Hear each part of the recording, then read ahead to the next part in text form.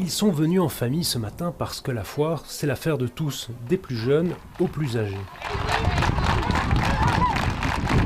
Derrière les masques, on peut lire l'inquiétude. L'annonce de l'annulation reste en travers de la gorge, d'autant que le CNS d'hier n'a pas directement mentionné les fêtes foraines. Mais je ne comprends pas parce qu'on n'a jamais parlé de kermesse et fêtes foraines. On a dit les grands événements. Nous ne faisons pas partie des grands événements. Nous ne faisons pas partie des événements. Nous sommes dans les mêmes normes que les maraîchers. Alors aujourd'hui, ils veulent trouver une solution avec le bourgmestre. Une délégation a été reçue à l'hôtel de ville. Parmi les forains, certains n'ont plus travaillé depuis la fermeture des marchés de Noël. Plus 1 euro n'est entré dans les caisses depuis 7 mois. 2 heures de réunion donc, pour quelques précisions. La ville estime qu'il n'est pas réaliste d'ouvrir une foire avec 200 clients par bloc. Alors, événement ou marché, c'est toute la question. La première ministre de sa communication hier a été assez ambiguë.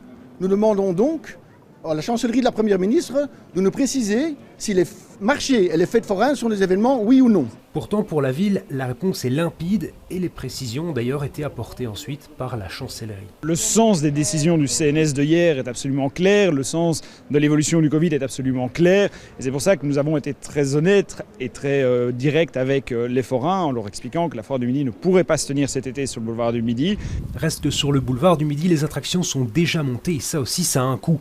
Même si la ville propose d'ores et déjà quelques compensations, la déception est énorme pour les forains et certains ne veulent pas en rester là. Ce qui est sûr et certain, c'est que les métiers ne démonteront pas, ils resteront sur place là pour le moment. C'est sûr et certain qu'ils ne vont pas partir pour l'instant.